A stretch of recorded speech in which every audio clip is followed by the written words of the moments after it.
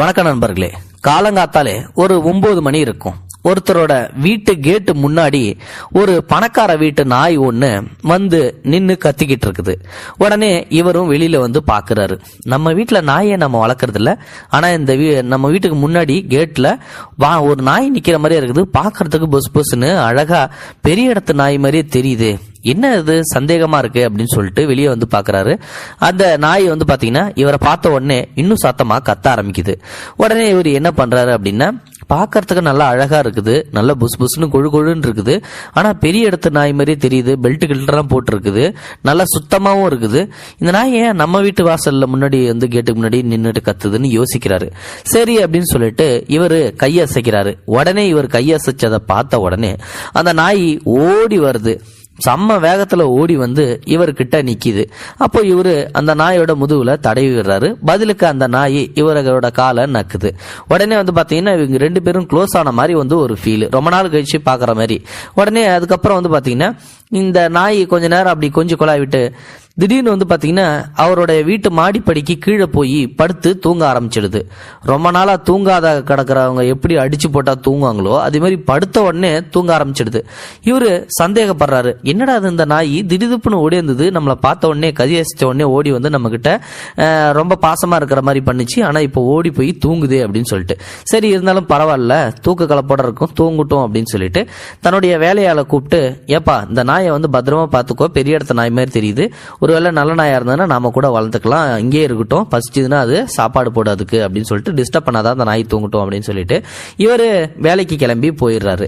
இதுக்கப்புறம் என்ன ஆச்சு அப்படின்னா, மதியமா வந்து அந்த நாய் அங்கிருந்து ஓடி போயிடுது. இப்போ சாயந்தரம் வந்து டியூட்டி முடிச்சதுக்கு அப்புறம் அந்த வீட்டோட முதலாளி வீட்டுக்கு வராரு. அப்போ நம்ம வேலைக்காரர் இருக்கான் இல்லையா, அவனை கூப்பிடுறாரு. அவனை கூப்பிட்டு, இந்த நாய் இங்க இருந்தது, இப்போ வந்து பாக்குறேன் காணோம், எங்க போச்சு அப்படின்னு சொல்லி வந்து கேட்கிறாரு. ஐயா, அந்த நாய் வந்து மதியானமே இங்க இருந்து ஏஞ்சி ஓடி போயிடுச்சியா அப்படின்னு சொல்லி வந்து அவனும் சொல்றான். என்னது மதியானமே ஓடி போயிடுச்சா, என்ன இருக்கும், சரி விடு, வந்தது அது பட்டுக்கும் படுத்தது ஓடி போச்சு அப்படின்னு சொல்லிட்டு இவரும் அதை கண்டுக்கவே இல்லை. ஆனா அடுத்த நாளே ஒரு ஆச்சரியம், அதே நாய் அதே கேட்டுக்கு முன்னாடி வந்து மறுபடியும் அதே மாதிரியே கத்த ஆரம்பிக்குது. காலையிலேயே இவருக்கு மறுபடியும் வந்து சந்தேகம் வந்துருச்சு, என்னடா அது இந்த நாய் நேத்திக்கு வந்தது நம்ம கிட்ட ஓடி வந்து கொஞ்சிச்சு, நம்ம கையை காட்டின உடனே ஓடி போய் மாடி படிக்கிட்டு படுத்துச்சு, மதியானம் வந்து ஏஞ்சி ஓடிச்சுன்னு சொல்லி வேலைக்காரன் வரையா சொன்னான், மறுபடியும் அதே மாதிரி அடுத்த நாள் காலையில வந்திருக்கே அப்படின்னு சொல்லிட்டு இவர் மறுபடியும் கையை காட்டுறாரு. மறுபடியும் அந்த நாய் ஓடி வருது, மறுபடியும் அதே மாதிரியே தடவி கொடுக்குறாரு, மறுபடியும் அவருடைய காலை நக்குது. அதுக்கப்புறம் கொஞ்சம் நேரம் கழிச்சு மாடிப்படிக்கு கீழே போய் படுத்து தூங்க ஆரம்பிக்குது. இப்போ வந்து பாத்தீங்கன்னா இவரு இந்த வேலைக்காரங்கிட்ட வந்து சொல்றாரு, சரி இந்த நாய் மறுபடியும் வந்து படுத்திருக்குது, மதியானம் போகுதா போகலையான்னு சொல்லிட்டு வந்து நீ பாரு அப்படின்னு சொல்லிடுறாரு. இவரும் ஆபீஸுக்கு போயிடுறாரு. திருப்பி சாயந்தரம் வந்து பார்க்கும்போது அந்த நாய் மறுபடியும் மதியானம் ஓடிச்சியா அப்படின்னு சொல்லிட்டு வேலைக்காரன் சொல்றான். இதுக்கப்புறம் வந்து பாத்தீங்கன்னா இந்த வேலைக்காரங்கிட்ட, சரி என்னதான் பண்ணுது இந்த நாய், வரட்டும் தூங்கட்டும் அப்படின்னு சொல்லிட்டு விட்டுறாரு. இதே மாதிரி வந்து பாத்தீங்கன்னா இது கொஞ்ச நாளா நடந்துகிட்டே இருக்குது. ஆனா இவருக்கு ஒரு சந்தேகம், மதியானம் ஏஞ்சி ஓடி போடுது, திருப்பி காலையில் தான் வருது, இந்த நாய் எங்கிருந்து வருது எவ்வளோ வருதுன்னு சொல்லிட்டு நம்ம கண்டுபிடிக்கணும்.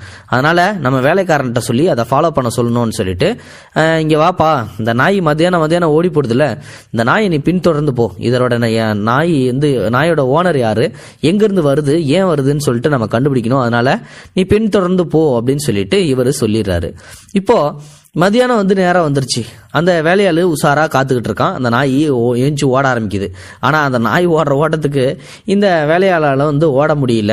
இடையில வந்து பாத்தீங்கன்னா அந்த நாய் குறுக்க பூந்து அப்படி இப்படின்னு சொல்லிட்டு எஸ்கேப் ஆயிடுது. இப்போ சாயந்தரம் அந்த முதலாளி வராரு. என்னப்பா, நாய் ஓடன இடத்த கண்டுபிடிச்சியா, யாரோட நாயின்னு சொல்லி உனக்கு தெரியுமா அப்படின்னு சொல்லி கேட்கிறாரு. அதுக்கு அவன் என்ன சொல்றான், ஐயா மதியானம் வந்து அந்த நாய் ஓட ஆரம்பிச்சுது, ஆனா எங்க ஓடிச்சுன்னு என்னாலே கண்டுபிடிக்க முடியல, பயங்கர வேகமா ஓடிச்சே, நல்லா கண்டுபிடிக்க முடியல அப்படின்றான். சரி இப்ப என்னதான் பண்றது, நம்மளாலையும் ஓடி கண்டுபிடிக்க முடியாது மத்தியான டைம்ல, ஆபீஸ் வேலையை விட்டுட்டு இந்த நாயை பத்தின டீட்டெயில்ஸ் எல்லாம் நம்ம தெரிஞ்சுக்க தேவையில்லை.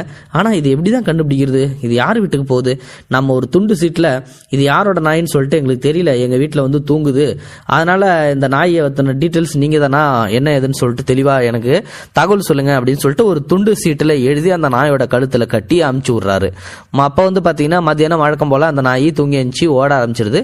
அந்த வீட்டுக்கு போன உடனே இவர் வந்து அடுத்த அடுத்த நாள் காலையில் அந்த பரபரப்பாக வெயிட் பண்ணிட்டு இருக்காரு அந்த நாய் வரும்னு சொல்லிட்டு.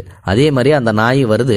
ஆனால் இவர் எழுதி விட்ட சீட்டுலேயே வந்து டிஃப்ரெண்ட்டான வேற ஒரு சீட்டை வந்து அந்த நாயோட கழுத்தில் கட்டியிருக்குது.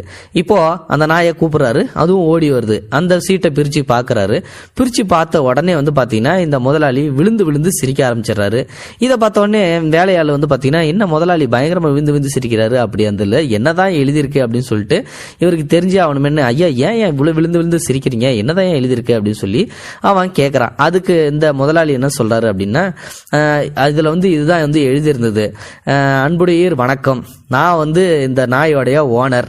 என்னோட நாய் என் பொண்டாட்டி தொல்லை தாங்க முடியாமல் தூக்கம் இல்லாமல் கொஞ்ச நாளாக தவிச்சுக்கிட்டு இருந்தது.